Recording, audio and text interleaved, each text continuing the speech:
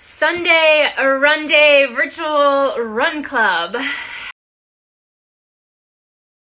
Hello, you guys. Oh, I'm so excited to see everyone here. So I will kick things off here for a little bit. Say hi, let me know you're here. For those who can't stay for the whole thing or who join late, I will probably cut it down maybe into little segments so that the different people who are on, you can jump and watch just their segment later. So that's my plan, assuming that technology works the way it's supposed to. So hi, you guys. Oh, I'm so happy to see everyone. I know I shared this morning, I think a lot of you are feeling the same way, that we feel sort of disconnected and a little bit alone this week. You don't have your normal running group. Maybe your motivation to run is all over the place because you don't have any races that are officially on the schedule now. So I want this to be a time for us to kind of reconnect. And the first thing that I wanted to remind you of is if you went for a run at all this weekend, make sure that you use hashtag RunToTheFinish so that you can go and then comment on each other and say hi and say good job and say it's amazing that you got out there. So I'm not asking you to use the hashtag just for me or my brand. I'm asking it so that we can find each other. Those comments, it seems so silly. You hear influencers, we often mention hey, comment on my post, but it's not really just that. It's all of us just appreciate that moment of someone else seeing us, recognizing that this is a hard time. Thank you. Recognizing that just getting out there for any run takes a lot, and especially in a week and a month and a time where everything feels like it takes a lot. So make sure if you're posting this weekend, whatever, all week long, if you're using RunToTheFinish, it's an easy way to find each other, an easy way to say hi, an easy way to give each other some kudos and some props. If you guys want to drop a note about where you're at, I always kind of love seeing what the range is of where people are.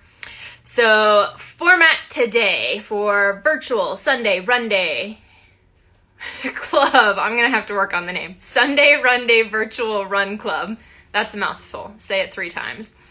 So I'm going to chat here for just a few minutes, and then we've got a whole bunch of really amazing people who are popping in with tips on different areas, mindset, sugar, all kinds of different things. And you absolutely can ask questions while they are on, so make sure that you do. We have some general things to share, but want to make sure that we're answering the questions maybe that you're kind of dealing with or figuring out right now. So most of them will be 10 to 15-ish minutes each.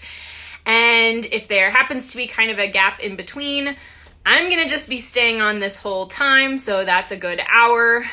So I'm always happy to answer questions. You guys know I love to talk running, so wait, service acronym.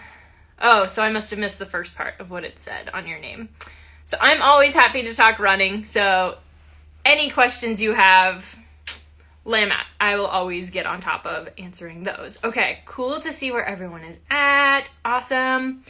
So one other thing that I'm gonna do, I know a lot of you said you were excited about the live because maybe you couldn't make it to where I was doing one of the book tour things. And while this is totally different and not the same format, not the same talk that I would do, I think it's the same energy. So it's a bunch of runners coming together and saying we get each other. Nobody else may get why it's so important to us to get our sweat on right now, but we get each other. Oh, there we go. Sunday RUNDAY virtual run club. An acronym. Amazing. Okay. That being said, there was something from the book that I thought I would read to kind of kick the whole thing off. And so like I said, for anyone who is just now joining us, 1, make sure you're using that hashtag so that we can find each other and give each other kudos and props. 2, this is going to be a good hour of different folks popping in with lots of different tips. Please ask your questions. We will try to answer them along with giving different kinds of tips. Like I said, mindset, we're going to talk about sugar with Charlie. I will answer questions about running, so kind of whatever is going on for you. We're here for it. We're here for each other. You'll see each other's comments, like just be the community for each other. Okay, so that being the case, I am going to read you a quick little snippet, just because I thought it made sense with everything that's going on. So this is something I started doing during the book tour. At first, I thought it was so silly to read from your book, but then I realized that it actually really meant a lot to me to share in my voice and my words some of the things that I thought and went through just in coming up with the book. So I think this applies to lots of us. So this is actually from chapter 11. So once you've gotten through like the feelings and mindset and hi Elizabeth and everything like that. After the fanfare, the blaring music, rushing through the corrals to find your family for a very sweaty hug and maybe some tears, you waddle home and kick up your feet. There are a few days of processing how everything went, then it starts to hit you that training is done. Your goal is behind you, and if you wanted to continue lying on that couch all week, all month, all year, it wouldn't hurt anyone else's feelings. No. Whether you had the best race of your life or one of the many that didn't go as planned, each finish line is simply a new starting line. Poetic? No, just an annoying bit of optimism to remind you that we're on this journey for so much more than a finish line result. Close your eyes for just a moment and think of 3 things you learned during this round of training. Maybe you realized that winter running can be cathartic as you escape the stuffy indoors. Maybe you found that on days when you skipped your morning workout, you were less productive and a bit more, shall we say, unpleasant in stressful moments. Maybe you found that allowing yourself walk breaks made the whole process more enjoyable, and perhaps that lesson flowed over into your to-do list. Running can be whatever you need it to be. A respite from the insanity of your constantly chirping phone, a place to challenge yourself in ways you otherwise can't throughout your day, a calm meditative movement through repetition, or merely an excuse to suck in some fresh air and feel the sunshine on your face. Cool? So like I said, that's not what I've been reading during the actual book tour, but it was something that I thought was so relevant to what we're dealing with right now. Maybe you don't have a race on the line, but there are so many reasons that we're running beyond that. And I think it takes a little bit of recalculating, like rejiggering our mindset. I'll be honest, like early in this week, I felt like all of my momentum was just, I was on a roll. I was so freaking excited. And then just bam, everything stopped. So that applies to the book, but it applies to all of our running. So everyone who had that race canceled, I know that your motivation took a crazy left turn. So I hope that that little reminder, like I said, for those of you who have the book, that's chapter 11, the very first page, is just kind of that, okay, come back to center. There may not be a race, but there is so much I am still getting out of showing up for my runs. Cool. Okay, so we are about to start with Charlie. She's going to jump on here in a second. Reminder, use hashtag RunToTheFinish so that we can all comment on each other's photos, give each other props. And like I said, we'll have a number of different folks jumping in throughout this next hour. If you have questions, absolutely ask your questions so that we can help. Okay, and have Charlie coming in.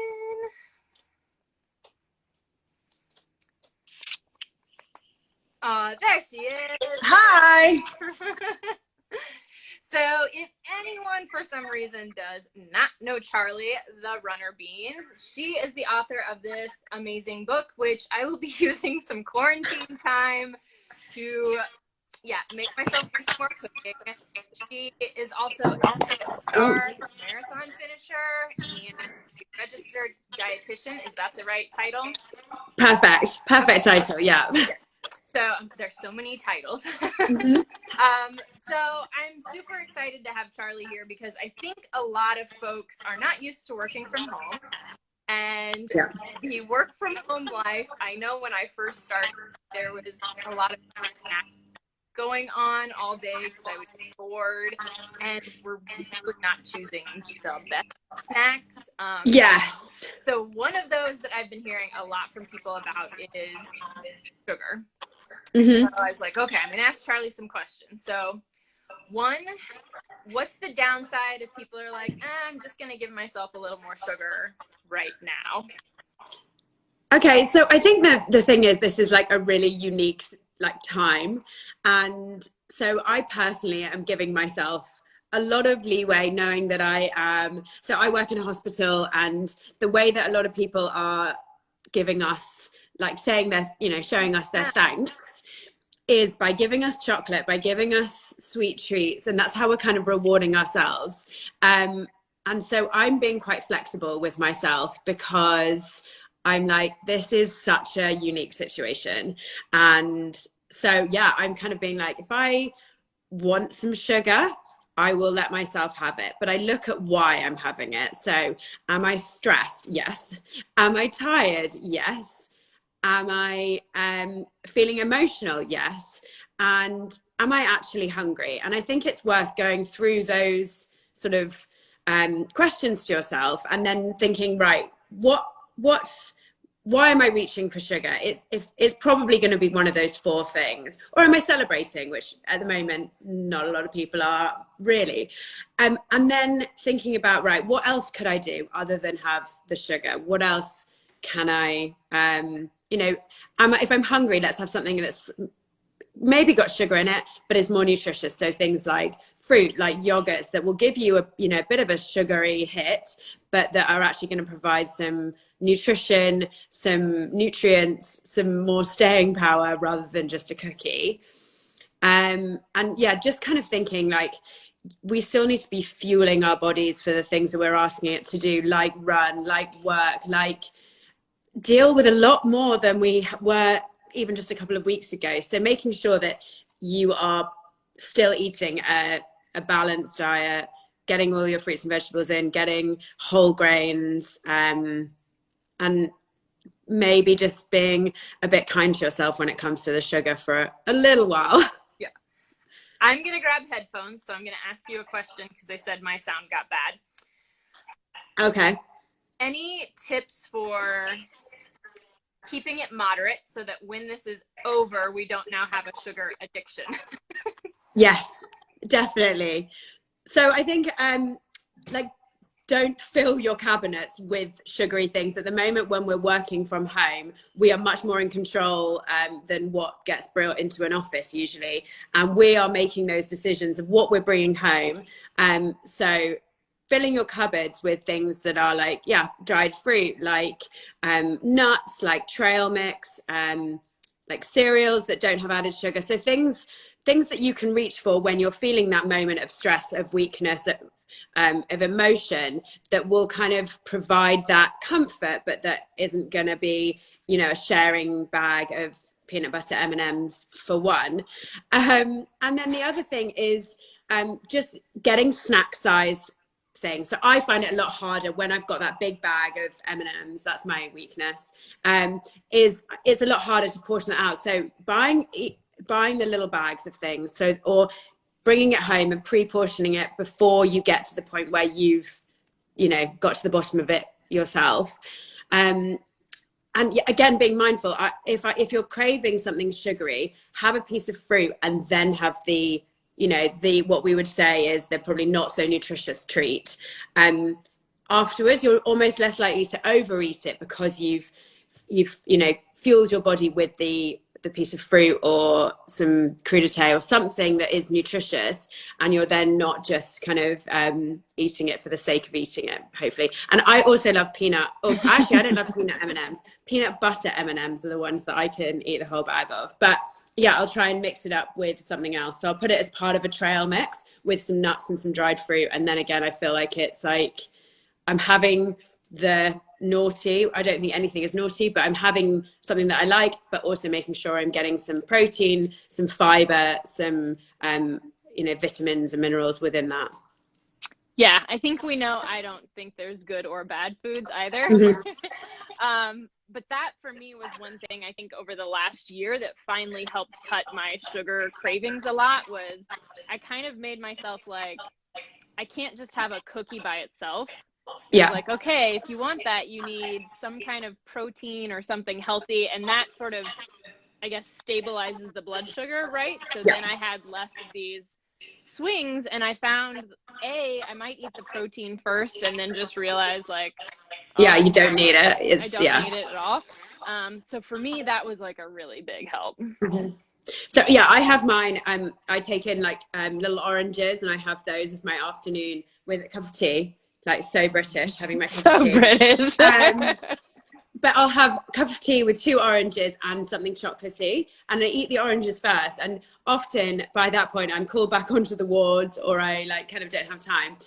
The thing that I find is more difficult is when you're in a rush and you're feeling like I'm starving now. I'm feeling like I want something right now. So just giving yourselves options, like preparing for those moments. So having a bag of trail mix that you've made that you can grab and go, having something that you can really quickly, like I do it with dried apple, and so that I can take a handful of those, kind of, it's a bit gross, but I'll shove them into my mouth and then I'll walk towards the wards. Whereas before I was noticing I was doing that, but with things like peanut butter M&Ms or whatever chocolatey things were in the office. So it's about just being like, right, I know where my weaknesses are, and doing things to combat that by being prepared. It's really all about being prepared for that, and also not thinking you're going to be perfect, and letting not feeling angry with yourself if you do choose the chocolatey thing, if you do overeat on the sugary snacks. Don't be like, right, this whole day is a write-off. Be like, right, well, my next snack or my next meal is going to have more nutrition in it than that snack. Yeah. And I saw Tina mention like she feels like she's reaching for more snacks. Like it's just the matter of being at home. So I will say, like, people who've watched stories for a while probably noticed that it seems like I take a lot of walks. And sometimes that's because I'm like, okay, if I take a 10-minute break right now and just walk around the block and come back, like, I'm not hungry. I even know I'm not hungry, but you just need to be able to not stare at your computer. And you guys tell me if this is helping the audio or not. Yeah, I think it is. I mean, like, the benefit of the fact that you're not in an office is that you can do kind of weird things, like have a 5-minute yoga flow, do 10 squats, do something that you would be so embarrassed to do in an office situation, but you are at home and no one, or you're with like friends or family, and who cares? So yeah, take that opportunity. If you're bored, if you need a 5-minute breather, if you are literally like, I find that I make tea in the office because I'm bored and I just want, like, I want to be away from my computer for a minute. So is there something else you could do? Could you fill up your water bottle? Could you again, do something like active? Could you check, I don't know, social media or something else rather than going to the snack cupboard? Yeah, I think that's a really good tip. So since you are actually on the front lines, tell us, like, what things are like for you right now. I think a lot of people probably don't know. So my hospital was weirdly quiet last week. I know a lot of hospitals, I work like on the edge of London, and I know a lot of hospitals have been like filling up their intensive care units, but our hospital has been clearing everybody that doesn't need to be in the hospital out. And then I it sounds bad, but I've actually don't think I've ever seen so few patients as I did last week, which was quite good because I'm now like fully caught up on all of our like paperwork, all of our admin stuff. And it's really bad, but it takes a lot longer to go and see a patient when you have to put all the protective gear on. So it was quite good that we could have almost like a practice week for that. But I know I shared on my Instagram the other day that I was feeling really anxious and really overwhelmed when I was at home, but not when I was at work, when I was in the hospital, because you feel like there's something that you can do to help. So I actually quite like being at work. I could see that. I think that's for a lot of us, it's almost like our normal purpose, or like getting out and moving makes you feel normal. So being able to still go to work makes things feel a little more normal. Yeah. But I think, I don't know about everybody else, but I'm consuming a lot of media around it, way more than I would normally. And I think that's adding to my own anxiety. So I'm trying to actually limit it and just make sure I'm using really like responsible resources for it, rather than getting kind of caught up in this panic mode, because that's really easy to do. And then it causes me to stress eat, to stress drink. I don't really drink alcohol at home, and I have drunk more this week than I think I ever have at home. Oh no. Yeah. I noticed that too at the beginning of the week. I was like, I don't usually watch the evening news. I don't watch like 3 hours of morning news, but all of a sudden I was, and it's a little overwhelming. Like, it's good to know the facts and what's happening, but then once you know them, you don't really need them repeated 8 times. I think with that, it's about getting into it again, getting back into your habit, or creating a new normal. Oh yeah, the gym for gin. Yeah, I've totally done that. Sorry, I'm coughing. Oh God. Mostly. No. But I think it's about creating this like new normal for you. And so when it was first starting, I was consuming a lot of media, but actually now I'm like, right, I don't need to, the first thing I look at doesn't need to be the news in the morning. And what is my normal routine was get up, I would look at Instagram, and then I'd go for my run. So that's what I'm trying to get back into. And I think that's the same with our eating habits. In an office situation or in your normal day, do you snack 12, 15 times a day? Probably not. Whereas just because you're at home and you have access to that cupboard, let's try and make it into like, you know, give yourself a set time that you can snack. So I love an 11sies. Like, create that 11sies and have that something you can look forward to. Have a designated snack that you're going to have, like something I like, rice cakes with peanut butter or almond butter, something like that I'll make. And then it's like, right, that's my snack. That's going to hold me on till hold me over till lunchtime. Then I have lunch. My office has been much better at sitting down and having lunch in our office. I mean, all the social distancing at home is great. In the hospital situation, it's not really possible. So we've really brought a community together within the hospital. So I'm sitting down and taking my lunch break for the first time ever. And I think that you know, creating that habit. So is there someone that you could FaceTime to have a lunch break with if you're working alone in your house? Even if you're not sitting, like actually eating in front of them, but could you spend 15 minutes of, you know, around lunchtime, ringing a friend or a co-worker and not talking about what's going on, but just catching up on life? Yeah. And it's just bringing back that routine, I think.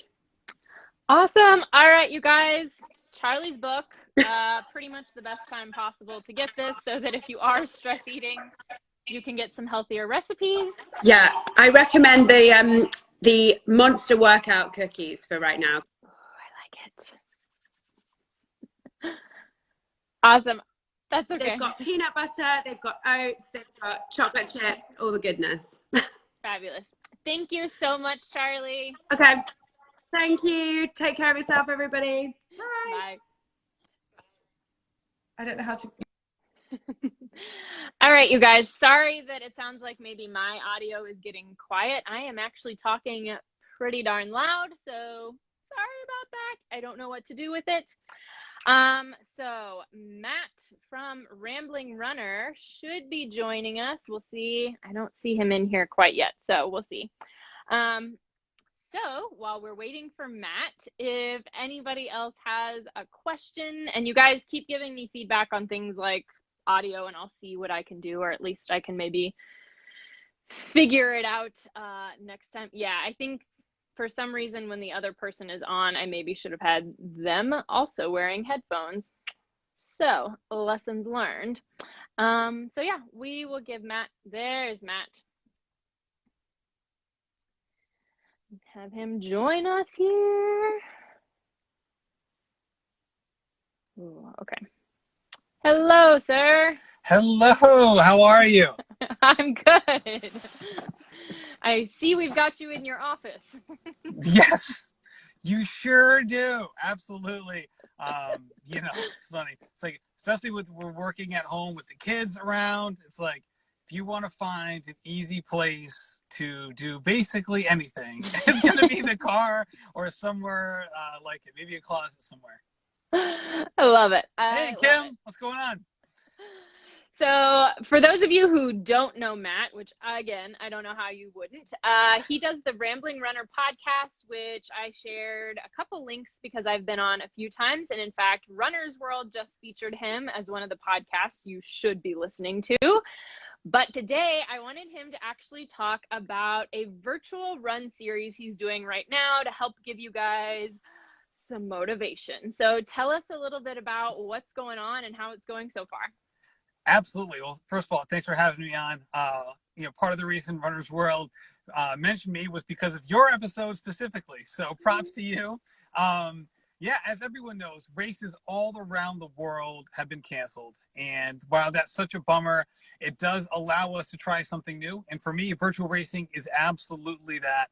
There was no need for me to engage with virtual racing before, if for no other reason than I could just go to a normal race. I didn't need to race virtually, but now that's really all we got. So I'm really excited. I started this, 10 days ago is when this kind of went from idea to execution, and it's really grown and grown and grown. We're at 700 people right now for the 5K, which starts next weekend. It's Friday through Sunday. It really is. It really is. So we're doing 4 races over 8 weeks. It's the 5K, and then the next weekend the 10K, and then a week off, and then the half marathon, and then 3 weeks off, and then the marathon. So okay, I didn't realize there was the gap before the marathon. That's cool. The idea is if people want to do the full Grand Slam, that they would be able to, and that the timing of it wouldn't be the issue. The only issue would really be fitness and their own personal availability. Yeah. And with that being said, we actually have, I'm going to be announcing this tomorrow, we actually have a couple people who are supporting us here. We got Erica Sarah is going to do prizes for the top 3 men, top 3 women for every race. Is going to get a custom Rambling Runner Virtual Series medal for their finish. In addition to that, anyone who does the full Grand Slam is going to receive free sunglasses from Gooder. Oh my gosh, that's amazing. Yeah, I'm really excited about that for sure. Cool. I wanted to try to tag her there. So I tagged Erica Sarah if you guys are trying to find her. That's awesome. And then tell me a little bit how it's working with the podcast challenge. Yeah, so I'm excited about this. So, it's funny because, I am absolutely in the worst shape of my life. And yet here I am trying to get after it like everybody else. So we're going to have the Running Podcaster Challenge, which will be 4 teams of 2 podcasters racing the 5K, 10K, and half marathon. I'm so excited for this. So me and my partner, Mario Fraioli, are going to be going against Kerry Tollefson and Chris Chavez. We got Abby Stanley racing with Jason Fitzgerald. Abby Stanley's on the Up and Running podcast. Jason Fitzgerald's on the Strength Running podcast. And then the last team is Lauren Flores, again from Up and Running. Her and Abby co-host it. And Lauren is with Lindsay Hine. So we got 4 teams of 2, all relatively equal. I'm teamed up with Mario. He's gonna have to carry my slow ass around, virtually speaking, and we'll take it from there. And then this is gonna be for the 5K, the 10K, and the half. And then we're gonna be scoring it like a cross country race. So Okay. for each race, if you come in first, then you get 1 point. If you come in second, you get 2 points, all the way to 8, and then the lowest amount of points after 3 races wins. Cool. And then I don't know if anyone's going to be winning anything in particular besides bragging rights, but we're excited for it, and it's just a way to kind of get it going. And all of us, exchange text messages all the time, and that's the thing is that, behind the scenes, and Amanda, I know you have this exact same things going on as well, is that for people who are trying to engage in, entrepreneurship on some level, especially in the running space, it's so nice to have people that you can lean on and work with and problem solve and brainstorm and all that stuff, because a lot of us work independently. And while that's freeing from a flexibility standpoint, it is nice to have, coworkers, so to speak. Yes, someone to bounce an idea off of and say, hey, I'm thinking I'm going to do this like 5K, 10K half thing. Does Yes. anyone else think this is good before I spend hours overnight making it work? Yeah, exactly. Paul, I don't know about picking up trash along the way. I think in these times, I'm not touching anything unless I personally disinfected it. So I don't know about you, my man, but I don't know if I'm going to be doing that. I love it. So where is the best place for them to find all the details? Yeah, so there's 2 places. You can either go to my website, theramblingRunner.com, or you can just if you go to Strava and just type in under clubs, the Rambling Runner Run Club, all the information is there as well. Basically, the idea was we didn't want people to have any hurdles in terms of getting into the virtual racing space, because it's so new for so many people. So if you just join the virtual run club on Strava, then you can just add any race you want. It's free. It's easy. All you do is run during the weekend of that race. And then after you finish running, you basically go into your Strava run, you press the edit button, and then you go in and you tag it to race. So it can you can choose long run, workout, or race. And you just click it to race, and then it will automatically sync up to the race that you joined, which is kind of a nice feature. And for so many people, they're already on Strava, so it's an easy thing to get going.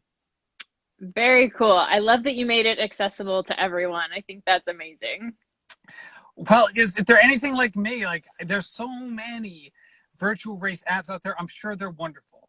But it was just, it can be just a step too far. People got a lot going on right now. And the other hurdle I wanted people not to worry about was just race entries. So many people have spent money on race entries, and understandably so, but they might not be getting that money back, or it might be that race might be postponed. So I didn't want people to have to shell out money for that. And that's why I'm so happy for companies like McCurdy Trained, Synchronit by Wigwam, Inside Tracker, Athletic Greens. These companies are sponsoring the race and helping to make it free for everybody. And I couldn't be more thankful for them. Yeah, I love it, because I've seen a few others, but you still had to pay and they were going to mail you stuff. And I'm like, that's cool. Like sometimes it is cool to get that medal, but right now I think we just need that thing that feels a little more normal.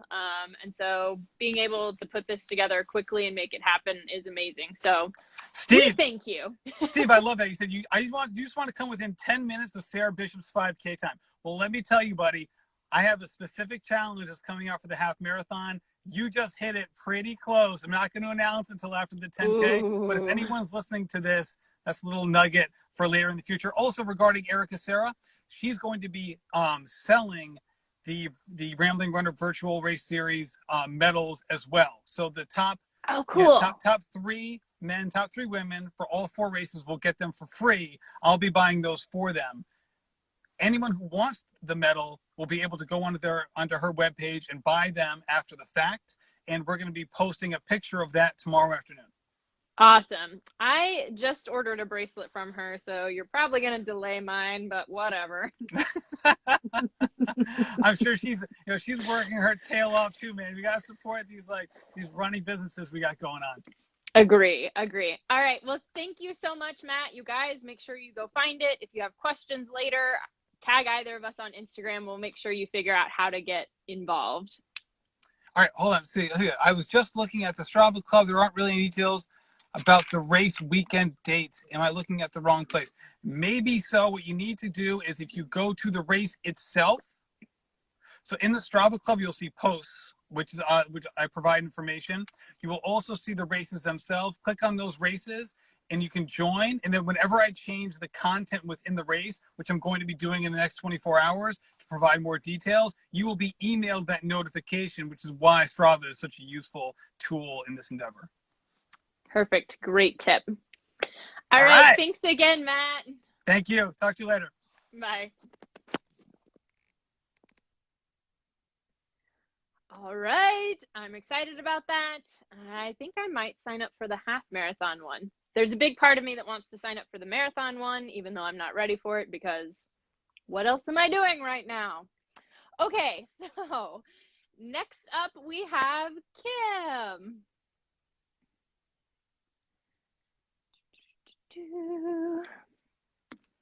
All right. Hi. There she is. Hello. How are you doing? Good. All right, so you guys, this is Kim from Track Club Babe, who again, I think most of you probably know already. But I wanted her to kind of jump on with us today because I don't know if I have ever met another person who is as positive as Kim is. Oh, thank you. I have met her in person, so I can say she is genuinely that, like, joyful and just convinced that, like, life is going to work out. And I thought, my God, if we need anything right now, we need more of that. Totally. So one of the things that I kind of wanted to ask is, you have certainly gone through your own struggles, whether with injury or health, and just kind of kept coming back to this, like, I'm gonna get through it. It's gonna be okay. So, like, what is some of that? What drives that for you? Yeah, I mean, I've been going through this thing now for, like, I don't know, like 18 months. It's been so long. But I just really believe, I mean, it's going to work out. Like, I know that. I think that just if you always believe that you're somehow going to come out on top, it makes, like, the waiting period a lot easier. Because I'm not sure, like, what the actual timeline of things are going to be. And I don't know exactly how, but I know that I'm going to come through this, like, especially if you, like, look back at your life and see the different things that have happened that, like, at the time you're like, this is a death knell. Like, how am I ever going to get better? Like, how is this going to come out with me being okay? And if you can look back and see, oh my gosh, like, in this period I couldn't find a job, but then it led to this, which led to this, and it totally worked out. But, like, when you're in it, you can't see it working out, but then you can look back and be like, oh, of course, like, this is how it was supposed to play out. But when I was in it at the time, I just felt like life was being so tough and, like, unfair, but that's not, it's just going like it needs to go, even if it feels tough at the time. So I feel like I'm trying to keep that in the forefront of my mind right now. I have a lot of clients right now who are going, it's affecting every single business. And I have clients who are just like, I mean, are we going to lose everything because of this?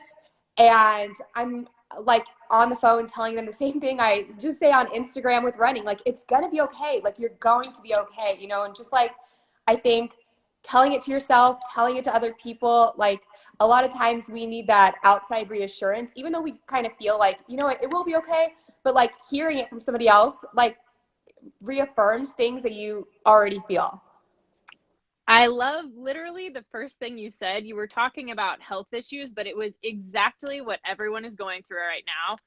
We're uncertain of when it's going to end, but we can just stay in the mindset of, like, it's going to be okay. Like, nothing lasts forever. Yeah. And, like, yes, we're going to have moments of kind of up and down, like, and that's okay too. But, like, just having that, like, it has to get better, because it always has in every other situation that we've all, like, ever gone through. I think that alone is, like, huge. Yeah.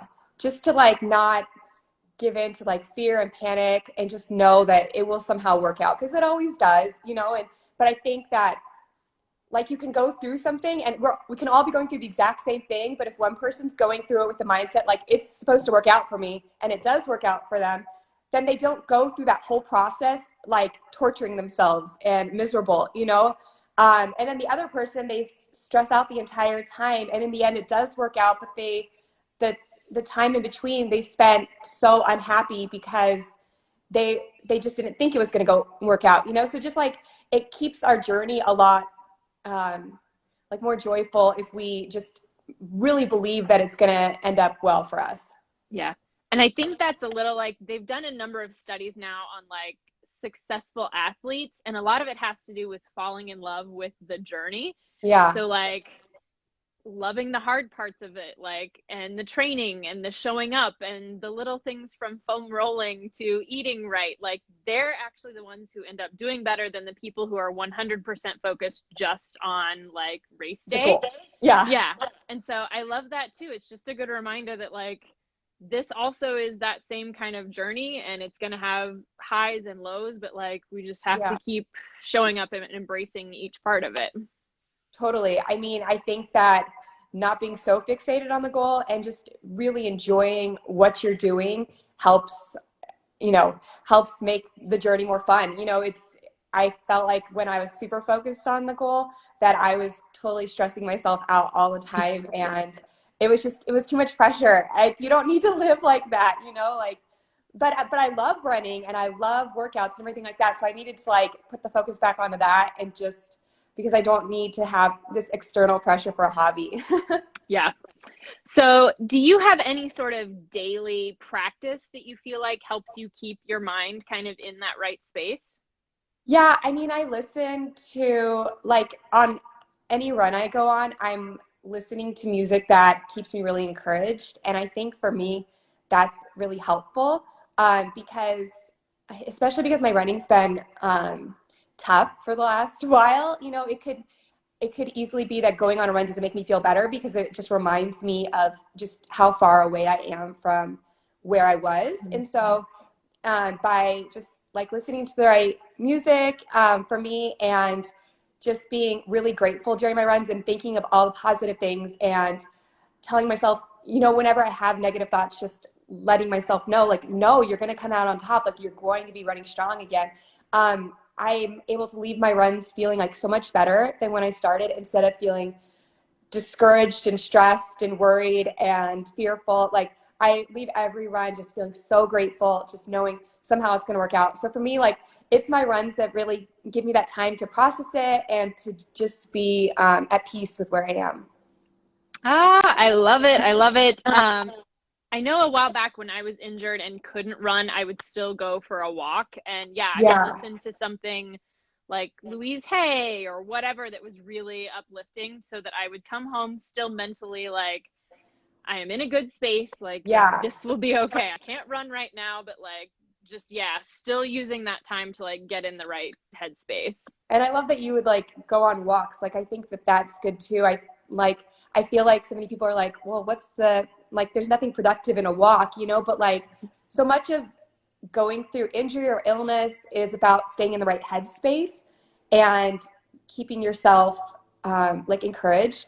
And if going on a walk and kind of processing feelings and just taking care of yourself, if that does that, then there's so much productivity to that. It's literally, when you're going through something, it's whatever keeps your head above water. So I was just thinking yesterday, like, oh my gosh, I should, like, on the days I'm not running, because I'm trying to, like, every other day run right now, just to just be honoring what my body needs right now. Sure. And so I'm thinking, you know what, I probably should be going on like walks and just like processing things and letting myself have that time. And because there's such value in just getting to check in with yourself, like your mind runs the whole thing. So if you're not doing well, then nothing's well.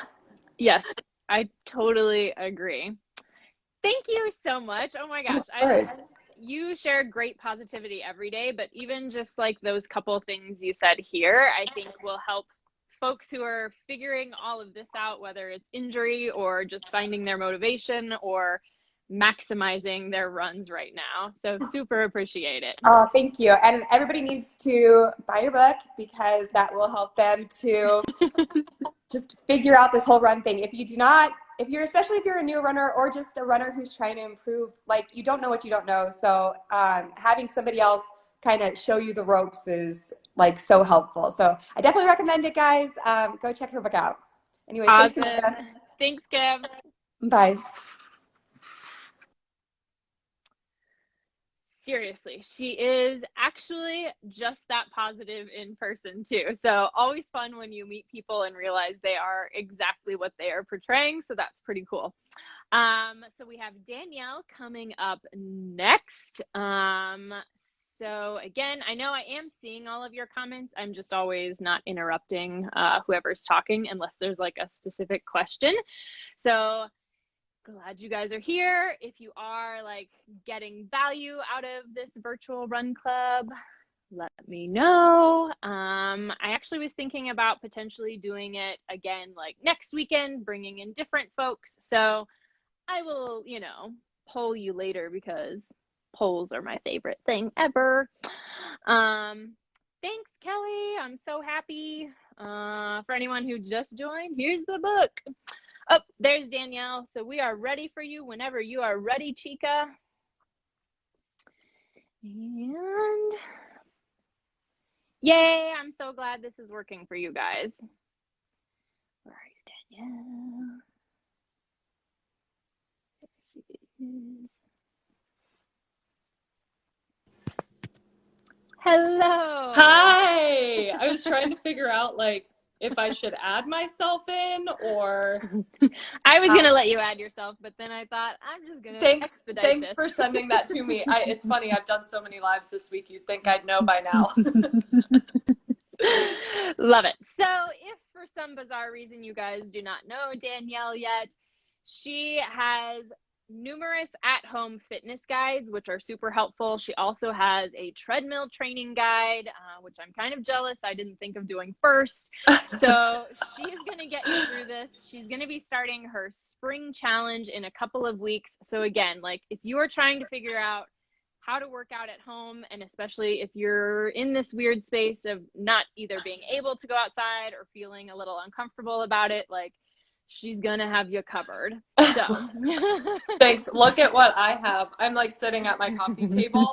I'm about 5 pages in, but I'm working on it. I haven't even quite gotten my husband to read it yet, so if you make it to page 10, I'm still a success. Yes, I will. So one of the things, and I've seen you talk about some of this in your stories, but I think it's always important to sort of reiterate it. Someone's in an apartment complex and they're worried about being too loud. What are your thoughts? Love that. I love that. I got this question a few times this week, and it's funny because I live on the 3rd floor.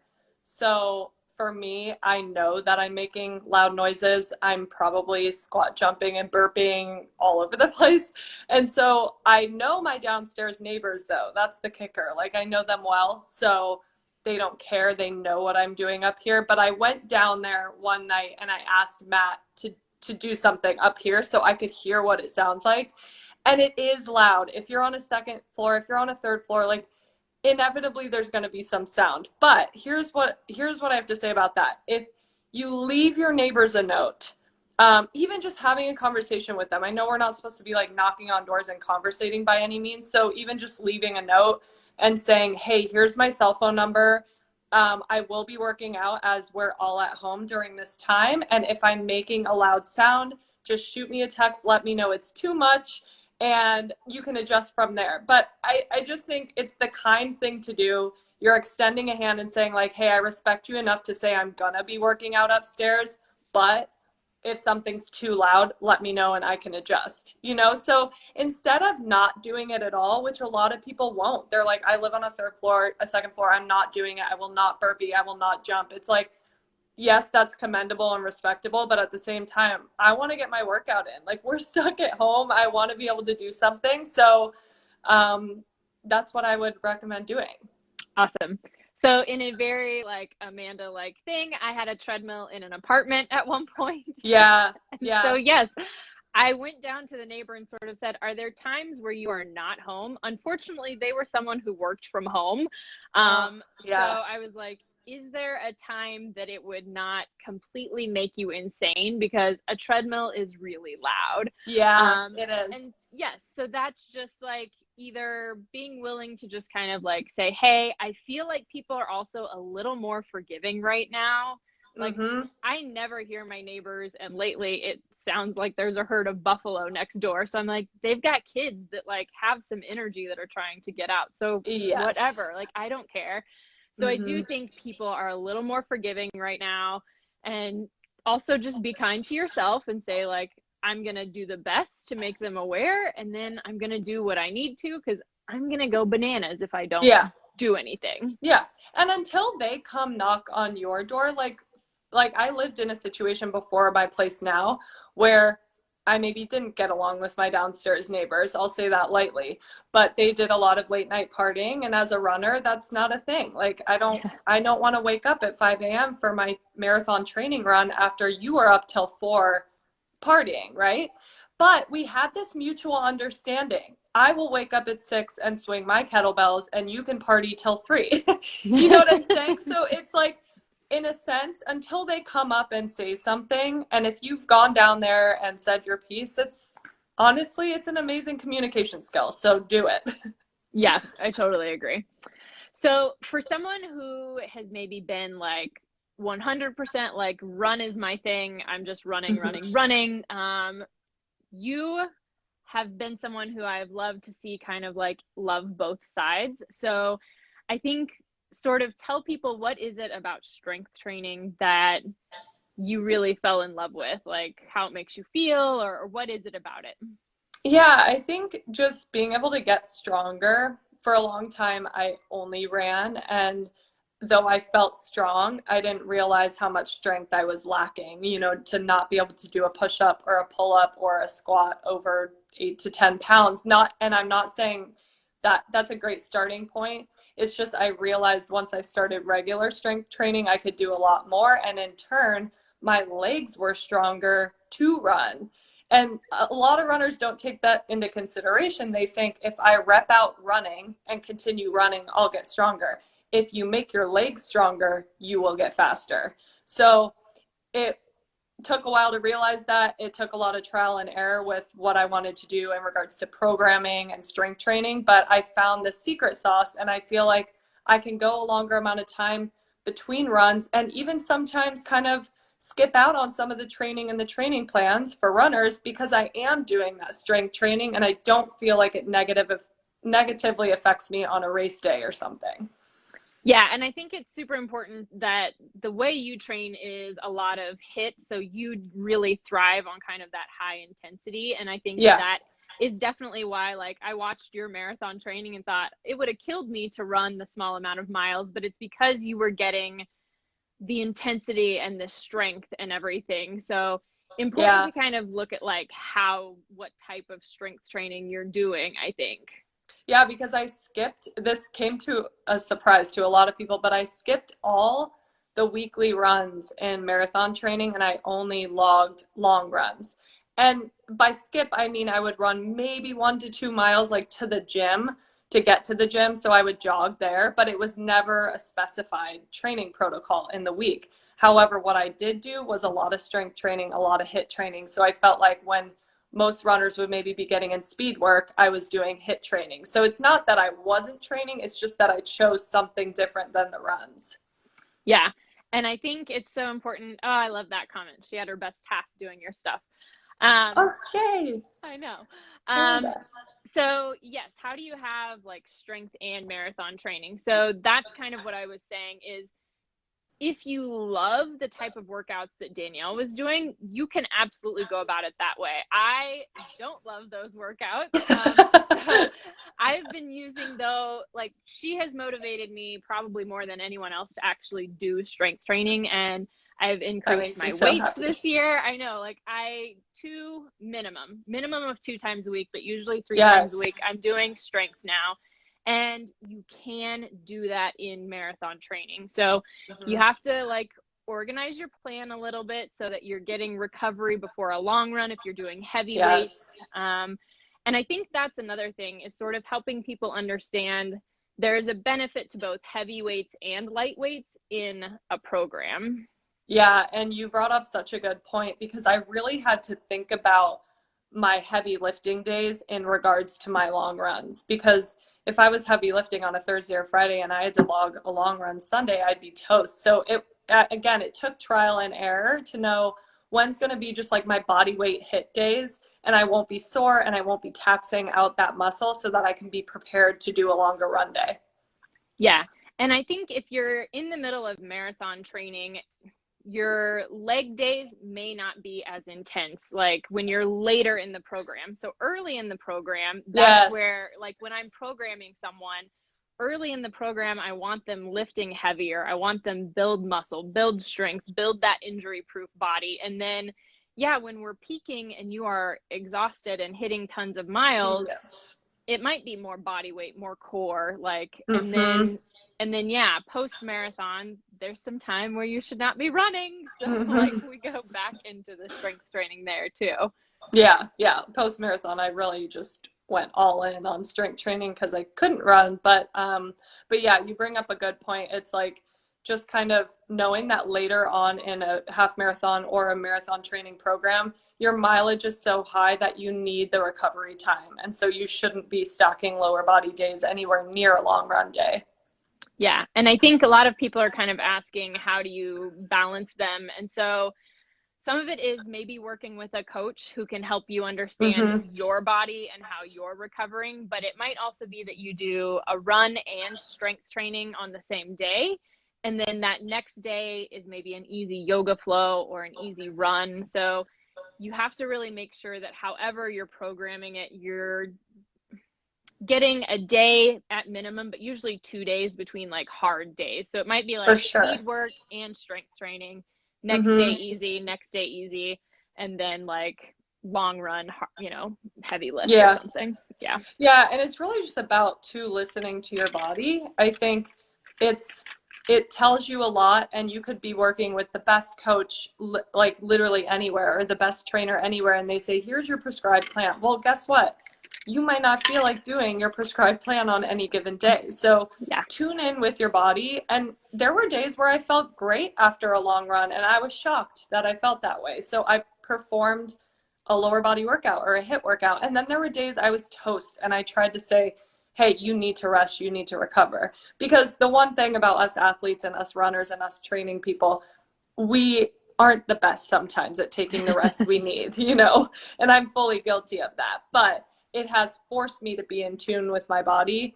And I really just think it's such an underrated thing, is that, oh, I only need a coach. No, you don't just need a coach. You need to actually tune into how your body feels. Yeah. And it is hard for some people when I like write training plans, or even in the book, I talk a lot about like effort-based workouts instead of like, here's the speed I want you to hit, because it is that idea of like, I need you to know what hard feels like, and what moderate feels like, and what easy feels like, because until you know that, you can't regulate your program and kind of tune into your body. So yeah, it's hard because it's so different for everyone. And even in my treadmill training guide, a lot of my speeds are intense. And I've noticed that over the years of having it released, people being like, what the hell? It's like day 3 and you have us at 10.0. I was like, oops, sorry. But I tell people, I'm like, yes, that was comfortable for me, but dial back your speed anywhere from up to 4 whole points on a treadmill. You know what I'm saying? Like, be in a range that's comfortable for you, and you can adjust any training program you want as long as you know where your levels and your targets and your highest rate, whatever, like where your levels are at. Yeah. And there was a good question about early on, like if you should skip a run to do strength training. I think the goal is always to try and like get both in if you're looking at a long-term race. But yeah, when you're base building, like go for the strength. Like you need those miles because your body needs to get used to the pounding. And like, I feel like you do a lot of jumping in a lot of your workouts, so you are getting that pounding. So if you're just doing the strength component without like box jumps and burpees and stuff, you aren't getting your knees, your joints aren't getting that. Yeah. So I think you have to be like aware of what type of strength training you're doing when you're kind of deciding like, oh, I'm going to skip this or not. Yeah. Base building is super important. Like you said too, it's like start out where you are. And a lot of people are starting couch to 5K or 10K or half. And starting out, if you are trying to run, get those reps in, start getting your body used to that feeling. And then as you start fine tuning, getting into running, and it becomes more of a thing for you, that's when you can add in the other styles of training. Oh yes. So the first 30 days of any strength program, I feel like you're going to be sore, and sometimes debilitatingly sore where you say, screw it, I'm never doing this again. And I get it. Like, I've been there during those days where I say, I'm never lifting heavy glutes or legs again because I can't feel my butt and I can't sit on the toilet and it's just uncomfortable. And what I say to that is the more times you do it, the less sore you're going to get, right? So, and I don't think anyone needs to be debilitatingly sore. So figure out what weight range works for you, but there's always going to be the workouts that challenge you. I mean, Matt and I did an 100 burpee challenge this week, and he hasn't been able to move. I'm fine. Like, I don't feel anything, but I burpee every day. He has not been able to move, no joke, for 2 days. He's like, my lats are screaming. And so I'm like, well, maybe you need to do some more burpees with me, right? So whatever that thing is that's making you sore, try to think about it as the more you do it, the easier it'll get and the less sore you'll get. And then you'll crave a challenge once in a while where you want to be sore. Yeah. I think the thing that also sort of helped for me was to be like, I'm going to progress this just like I would my runs. So day one, I couldn't do stuff with a 20-pound dumbbell. Like, I wasn't there. So I started with like, okay, I'm going to do body weight for a couple weeks, and then I'm going to start with the dumbbells. So if you're like, you're in that mode where you're keeping yourself from strength training because it's going to impact your runs, then let yourself like just start somewhere. Like, so then you start to create the habit, and then you can keep progressing it just like you would your run. So are you going to see results as quickly? Maybe not, because you're only doing one round because you're like, oh, I need to run tomorrow and I don't want to be sore. But it will still add up, and you will get yourself to progress. You just have to make yourself start somewhere. Yeah. And it's okay to be sore too. You're not gonna die of soreness. You know what I'm saying? And like, even though it's uncomfortable, pushing through discomfort sometimes, as long as it's not pain, will prepare you for a race day. And it will like mentally prepare you. When your legs are tired, maybe go for that 2-mile run and see if you can hang, because at mile 22, they're gonna friggin' hurt. This is so true. Okay, thank you, Danielle. I think we even kept you a little bit longer, but I knew you would have great tips. Thank you. Thank you for having me. How are you doing? Are you good? Doing good. I think, I posted today. It's one of those weird, like, I'm alone all the time, but this week, because I haven't physically like seen humans, has felt a little like I'm all by myself. So next week, that will be my goal, is to make sure I'm like showing up, FaceTiming, doing those things. Yeah. Oh my gosh. I loved your post today. I think we're all kind of feeling it. And anyone who's in this industry is like seeing all the lives and seeing all the things, but it's okay to not be doing that too. You know, we're trying to process as well. So yes, agree.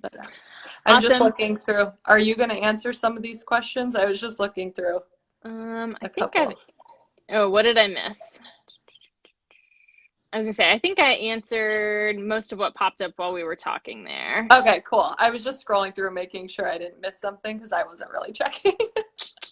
I think we're good. Okay. So I think I have Lauren popping on next. So thank you. Bye. Thank you. Seriously, folks, I feel like most of you have to be following her already, but if you're not, get over there. Okay, looking, and there's Lauren.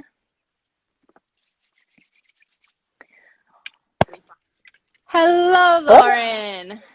Hi. Are my headphones sounding okay? So, you are like, your mouth and your actual words coming out are not in sync. Okay, I'll turn off my headphones.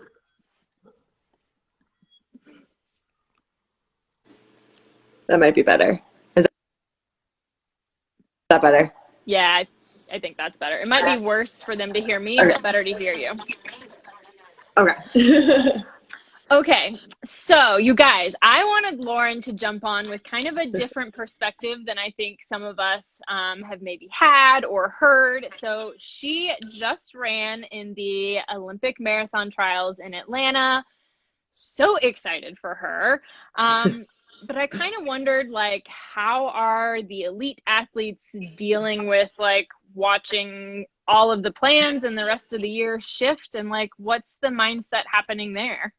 Yeah, well, so I think it's different, like for the elite athletes, especially, well, what I've seen with especially people who are running at the Olympic marathon trials right now is a lot of gratitude that it happened when it happened, that it didn't get affected by this, and just kind of people have thought about what would it have been like if we didn't get to run that race that we had all kind of been looking forward to for a really long time. But then also coming off of that, whether people had good performances there or bad performances there, I think it kind of motivates you to kind of think about what's next. And then that was kind of all like pulled out from under us. So there's nothing really coming up next. And there's a lot of like shuffling of schedules going on, or just a lot of disappointment, I think, around what we thought we were going to be doing right now. I know, like for me personally, I was hoping to hop on the track to do some shorter, faster races this spring and summer. And now that's kind of just like not a possibility. And maybe in June and July, there'll be some track races. But usually by like that point in the season, those races are like so high caliber that you need like a qualifying time to get into the track meets. And for me, since I had a baby last January, I didn't run track last year. And it's usually like your time has to be from the current season or like the past year. So like I don't have any qualifying times right now to kind of get in. So I think that just that's a different like element, but it's just been a lot to kind of navigate and process. And this is not the level I'm at, but like those people that are like pros, top of like the heap, they're all worried about like what's going to happen with the Olympics and the Olympic trials and all that. And we just saw yesterday that the USATF is kind of like petitioning our Olympic governing body to then petition the IOC to postpone the Olympics. And so that's just so all up in the air, and kind of, you know, these athletes plan their lives around these cycles, these 4-year cycles. And that is just so hard, I think, for them to adjust at the last minute.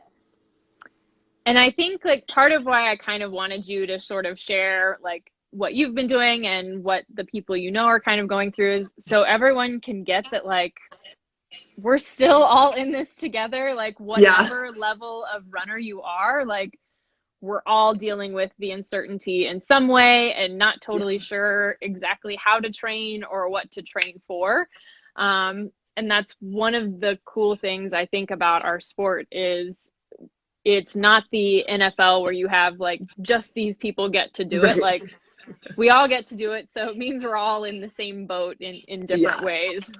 Yeah. And so what I've been talking with like my athletes about, I coach people all the way from like that run similar times to me to like to just run for fun. And everybody is wondering like, what do I do during this time? So it's been really interesting. I think people fall into different buckets of like either this is such a stressful time, people are anxious, they don't know what to do. And so I'm like, if you need a break to just like run easy, like you don't need to be like hardcore, I'm going to still be training for my marathon this fall. Like you can take a second and just chill.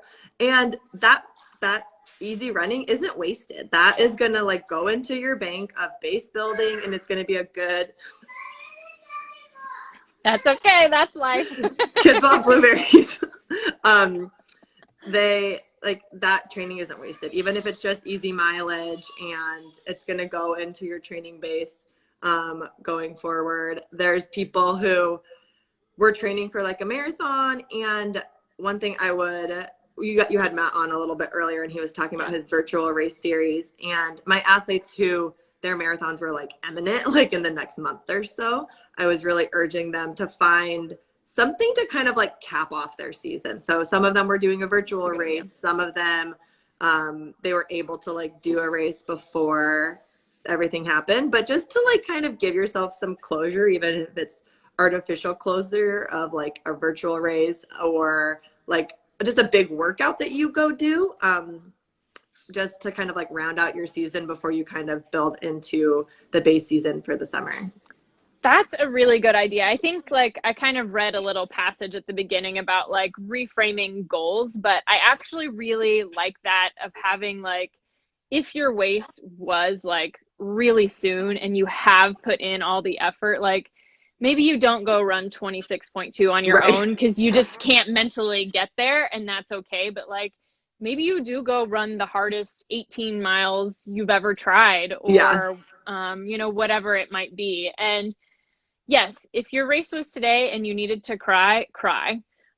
So I see that. That's okay. Like, we're allowed to feel sad about these things. I know there's other things going on, and so sometimes it sort of is put to us like, you guys shouldn't be upset about your races.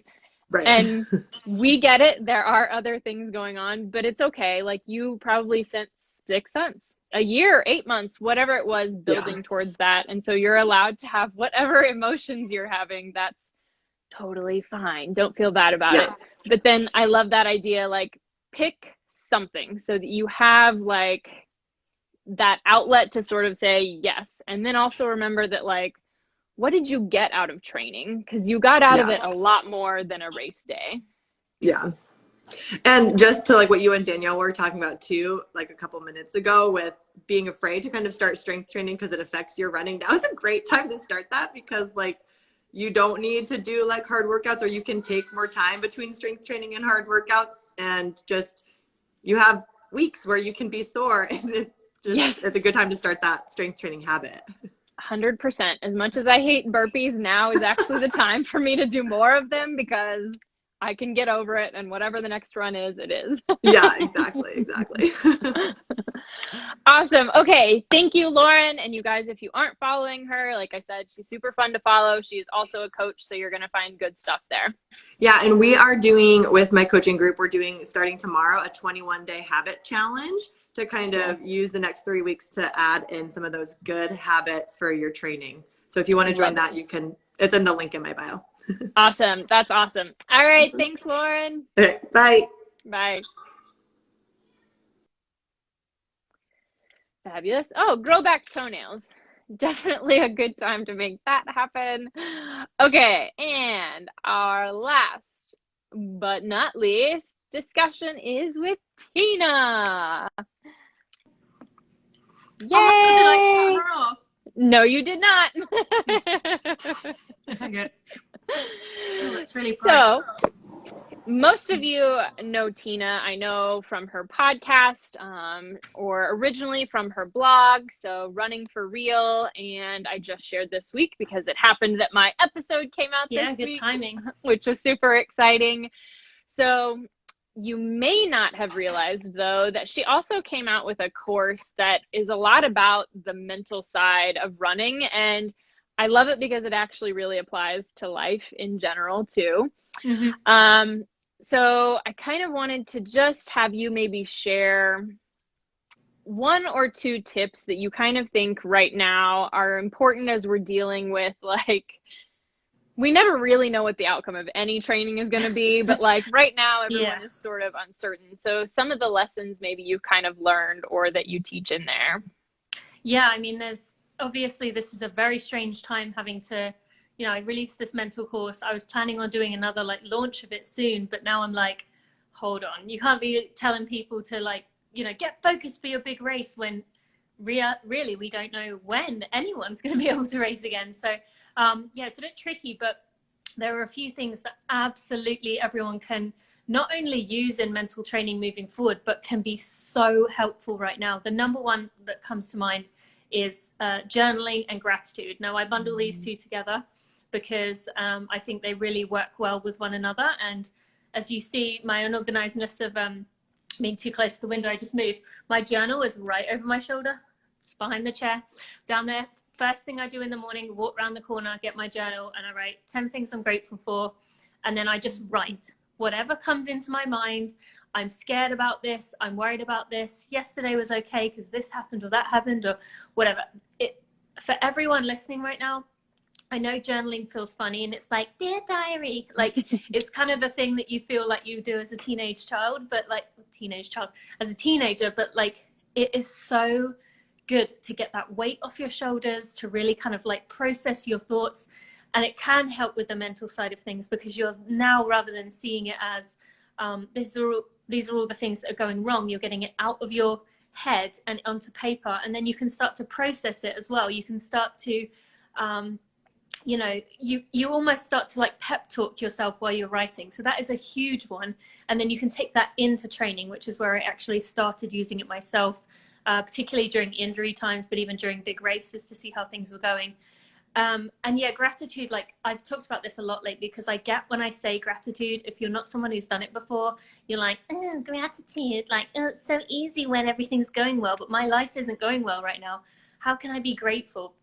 Like the littlest of things, like it might be that I really enjoyed my bowl of cereal this morning, or I love the way this pen writes. That's one I wrote the other day. You know, like sometimes you get one of those pens and they're just so smooth and they don't have that like scratchiness to them. Like something as little as that, you can start that easily.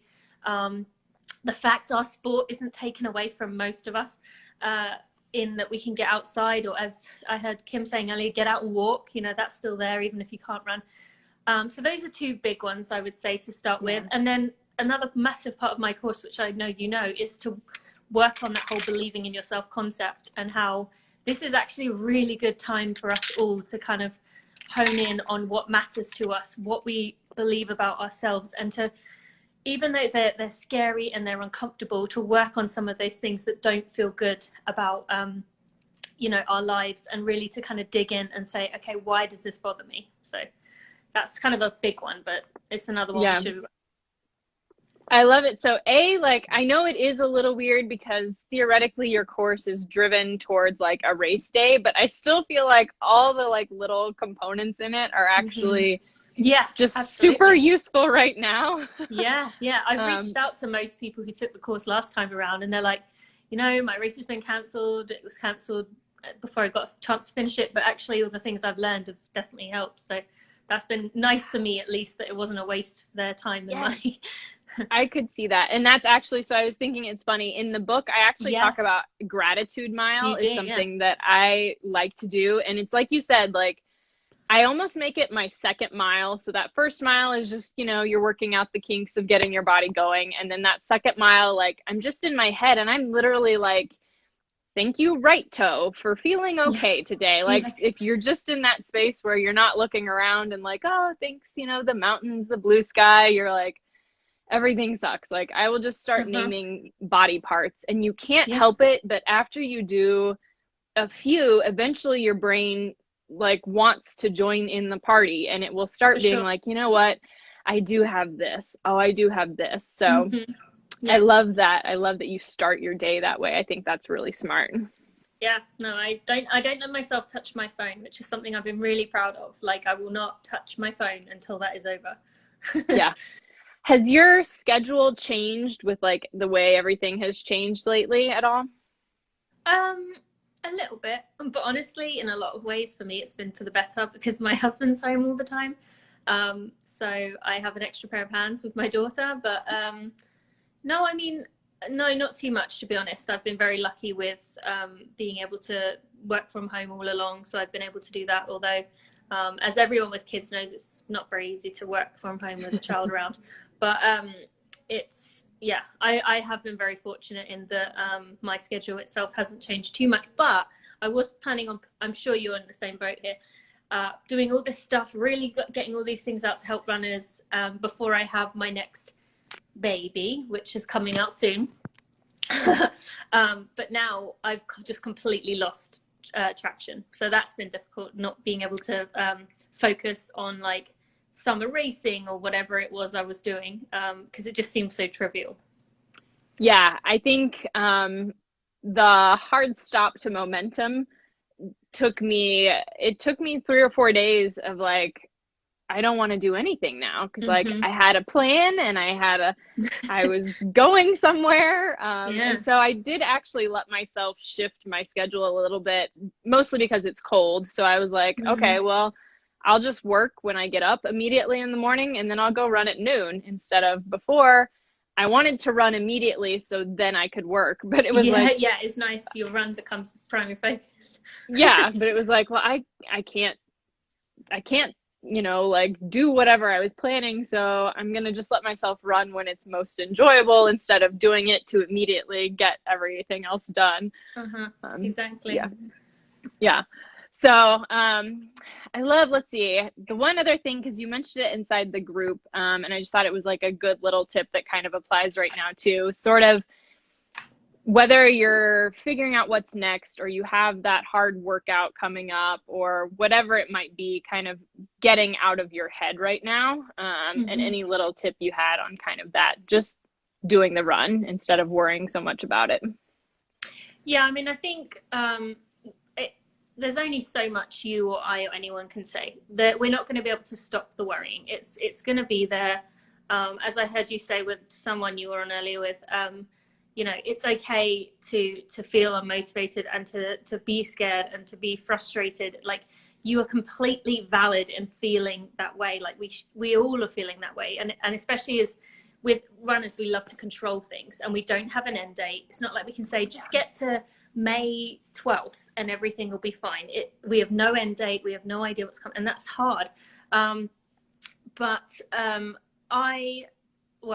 recording a podcast episode with my favorite psychologist in the world. Everyone who follows me knows who that is, tomorrow, about this topic, to like get out of your own head.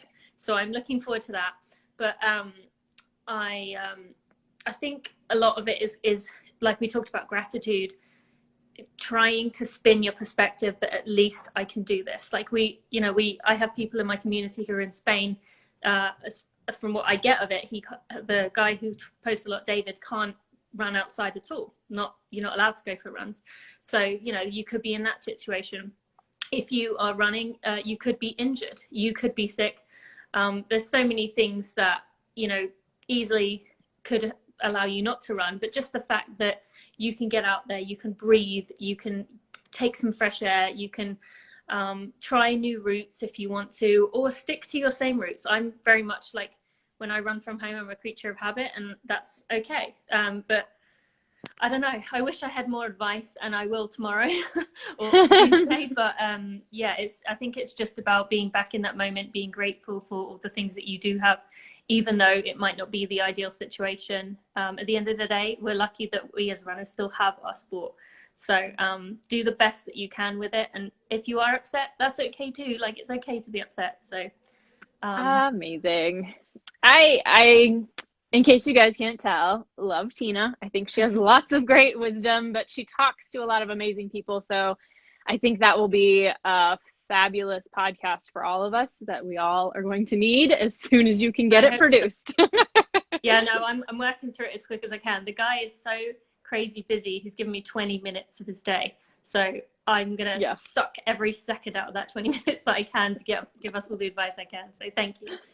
That's amazing. Well, thank you so much for your time today and for giving us some tips. And you guys, if you haven't listened to her podcast yet, now you can go find it. And thanks for putting this on. That's such a good idea. I'm sure I speak for everyone, Amanda. I think I'm the last person, right? Yeah. Yeah. I think I speak for everyone that this is such a nice thing to do. It's so nice to be part of the community and just feel a part of something, and seeing all these comments. Clearly, everyone loves it too. So keep up the good work with you as well. Good. Thank you. Thank you. All right, you guys. Yay. So that is Tina Muir. So if you search that, you will find her. But yeah, that was everyone I had scheduled to chat with us today. So I hope this was good. I felt good just being able to chat with some other people, and I think hearing what other people are going through, but giving you some different ideas of ways to deal with things or things you can be doing right now. And like I said, keep using the hashtag RunToTheFinish and talking to each other, support each other. I love it when you guys comment on my posts, but I love it when I see you guys interacting with each other. Like, I know I don't have time to always comment on everyone. I try to go hit folks each day. But when I see that you guys are commenting on each other and getting to know each other and creating that community, it makes me so freaking happy. In fact, that was one of my favorite parts about the book tour, was that I would get people to go for that group run, even if they were nervous about it. And they would finish and be like, oh my gosh, I basically made a new friend because it turns out we're the same pace. I always think no one else is my pace. I didn't know them. They actually live here or whatever. Now we're connected on Instagram. So that's what I love. And thanks, you guys. So like I said, I am going to put up a poll and see, do you want me to try to do another one of these? I know there are 8 million live things going on, so I don't need to do something that's not fun or that you don't want more of. But if I grabbed another 3 or 4 people, whether it's a Sunday or a Monday, I may ask for what times, but I will pop up a poll and see. And yeah, thanks, you guys. Also, I guess, shoot me a message or let me know if you wish there was more time for you to ask questions. This was kind of just a spur of the moment idea that these were some amazing folks who I knew would have some amazing things to offer. And so I threw it together. But I could certainly either talk longer, talk shorter, add more times for questions, whatever it might be. So that being said, it's sunny out and it's time for me to go do my own Sunday run day. So I will talk to you guys later.